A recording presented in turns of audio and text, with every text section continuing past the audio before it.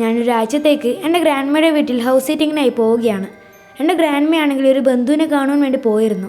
അതുകൊണ്ട് തന്നെ ആ സമയങ്ങളിൽ എന്നെ ഹൗസ് സീറ്റിങ്ങിനായി പറഞ്ഞു വിടുകയാണ്.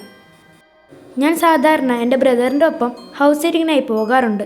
പക്ഷേ ഇപ്രാവശ്യം ഞാൻ ഒറ്റക്കായിരുന്നു. ഞാൻ മുത്തശ്ശിയുടെ റൂമിൻ്റെ അടുത്തുള്ള ഗസ്റ്റ് ബെഡ്റൂമിലാണ് ഉറങ്ങുവാൻ വേണ്ടി പോയത്. ആ റൂമിൽ 2 ബെഡുകൾ ഉണ്ടായിരുന്നു. ഞാനും എൻ്റെ ബ്രദറും ഈ ഒരു വീട്ടിൽ വന്നിട്ടുണ്ടെങ്കിൽ നമ്മൾ ഗസ്റ്റ് ബെഡ്റൂമിലാണ് ഉറങ്ങാറ്. ഞാൻ വിൻഡോവിൻ്റെ അടുത്തുള്ള ബെഡ് എടുത്തു. ഞാൻ ഉറങ്ങുന്നതിന് മുന്നേ ലോക്ക്ഡ് ആണെന്ന് ഉറപ്പുവരുത്തി. സാധാരണ ഉറങ്ങുന്നതിനേക്കാൾ നേരത്തെ പോയതുകൊണ്ട് തന്നെ എനിക്ക് ഉറക്കമൊന്നും വന്നില്ല. അതുകൊണ്ട് തന്നെ ഒരുപാട് സമയം ഞാൻ എൻ്റെ ഫോണിൽ യൂട്യൂബ് ഷോർട്സ് കണ്ടിരുന്നു. അപ്പോഴാണ് എന്തൊരു ശബ്ദം പുറത്തു നിന്നും ഞാൻ കേട്ടത്. ഹലോ എന്നായിരുന്നു ആ ഒരു ശബ്ദം. അത് ഒരു സ്ത്രീയുടെ ശബ്ദമായിരുന്നു. ഞാൻ ആ റൂമിൽ നിന്നും പുറത്തിറങ്ങി. പിന്നെ ഡോറിൻ്റെ അടുത്തോട്ടേക്ക് ഞാൻ നടന്നു. ഞാൻ മെല്ലെ നടന്നു. അപ്പോൾ ആ ഒരു സ്ത്രീ പറയുന്നത് എനിക്ക് ക്ലിയറായി കേൾക്കാൻ വേണ്ടി പറ്റുന്നുണ്ടായിരുന്നു. ഹലോ. അങ്ങനെ ഞാൻ ഡോറിൻ്റെ അടുത്തോട്ടേക്ക് എത്തി. അപ്പോൾ എനിക്ക് മനസ്സിലായി അതായത് ആ ഒരു ശബ്ദം വരുന്നത് ഡോറിൻ്റെ മുന്നിൽ നിന്നുമാണെന്ന്. അപ്പോൾ ഡോറ് തുറക്കുന്നത് നല്ലതല്ല എന്ന് തോന്നി. അതുകൊണ്ട് തന്നെ ഹാളിലെ വിൻഡോയിലേക്കൂടെ നോക്കാമെന്ന് ഞാൻ തീരുമാനിച്ചു. അതിലേക്കൂടെ നോക്കിയിട്ടുണ്ടെങ്കിൽ തീർച്ചയായും ഫ്രണ്ട് ഭാഗം കാണുവാൻ വേണ്ടി സാധിക്കും. പുറത്തുള്ളയാൾ എന്നെ കാണാതിരിക്കാൻ വേണ്ടി ഞാൻ മെല്ലെ കർട്ടൻ മാറ്റി. പക്ഷേ അത് നടന്നില്ല.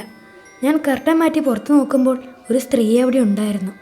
പക്ഷേ ആ ഒരു സ്ത്രീ എന്നെ തന്നെ നോക്കി നിൽക്കുന്നുണ്ടായിരുന്നു. ചിലപ്പോൾ ആ ഒരു സ്ത്രീക്ക് അറിയാമായിരിക്കും ഞാൻ ഇതിലൂടെ തന്നെ നോക്കുമെന്ന്. അപ്പോൾ ആ ഒരു സ്ത്രീ വിചിത്രമായി ചിരിച്ച് എന്നെ നോക്കി ഹലോ എന്ന് വീണ്ടും പറഞ്ഞു. ഈ ഒരു സ്ത്രീക്ക് ഏകദേശം എൻ്റെ ഗ്രാൻഡ്മയുടെ വയസ്സുണ്ടാകും. ആ ഒരു സ്ത്രീ ചിരിച്ചത് കണ്ട് എൻ്റെ മനസ്സിൽ ചെറിയൊരു ഭയം ഉയർന്നു വന്നു. അപ്പോൾ ഞാൻ അവിടെ നിന്ന് മാറി എൻ്റെ റൂമിലോട്ടേക്ക് നടന്നു. ഞാൻ വിചാരിച്ചു ചിലപ്പോൾ അതെൻ്റെ ഗ്രാൻഡ്മയുടെ ഏതെങ്കിലും കൂട്ടുകാരി ആയിരിക്കാം. പക്ഷെ എന്തിനാണ് ഈ ഒരു അർദ്ധരാത്രി ഇവിടെ വന്നത്? അഥവാ വന്നിട്ടുണ്ടെങ്കിൽ കോളിംഗ് ബെൽ അടിച്ചൂടെ? അങ്ങനെ ഞാൻ റൂമിലോട്ടേക്ക് നടന്നു. വാതിൽ പൂട്ടി. അങ്ങനെ ഞാൻ ബെഡിൽ കയറി കമ്പിളിയുടെ ഉള്ളിൽ ഒളിച്ചിരുന്നു. എനിക്ക് ആ ഒരു സ്ത്രീയുടെ ശബ്ദം ഇപ്പോൾ കേൾക്കാൻ വേണ്ടി സാധിക്കുന്നില്ല. ചിലപ്പോൾ ആ ഒരു സ്ത്രീ പോയി കാണും. ഞാനങ്ങനെ ആ സമയം തന്നെ എൻ്റെ ഫോണെടുത്ത് എല്ലാ ആൾക്കാരോടും ഈ ഒരു കാര്യം പറഞ്ഞു. എൻ്റെ ഭാഗ്യം കൊണ്ട് എൻ്റെ ഏതോ ഒരു കസിൻ ആ സമയത്ത് ഓൺലൈൻ ഉണ്ടായിരുന്നു. അങ്ങനെ എൻ്റെ ആ ഒരു കസിൻ പറഞ്ഞു അതായത് മുത്തശ്ശിയെ വിളിക്കാനായി.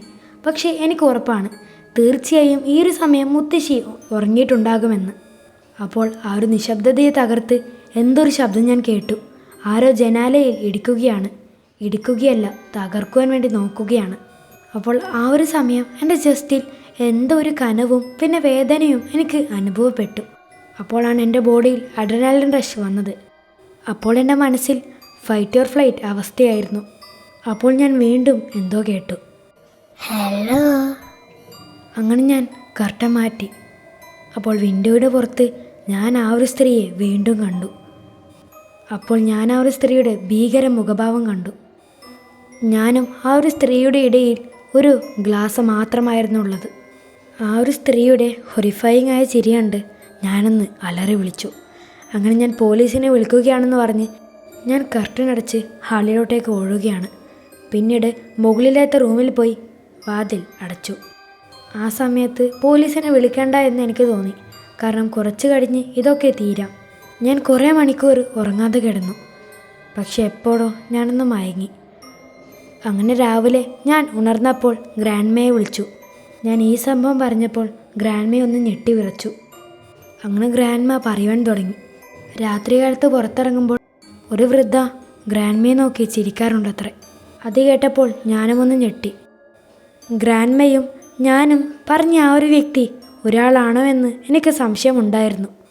ഇത് നടന്നിട്ട് ഏകദേശം 5 വർഷം കഴിഞ്ഞു. പക്ഷെ ഇപ്പോഴും ആ ഒരു സംഭവം എൻ്റെ മനസ്സിൽ പോകാതെ ഉണ്ട്.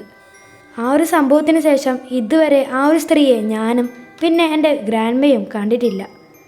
അങ്ങനെ ഞാനിപ്പോൾ വീണ്ടും ഗ്രാൻഡ്മയുടെ വീട്ടിൽ ഹൗസ് സീറ്റിങ്ങിനായി വന്നിരിക്കുകയാണ്. ഹലോ.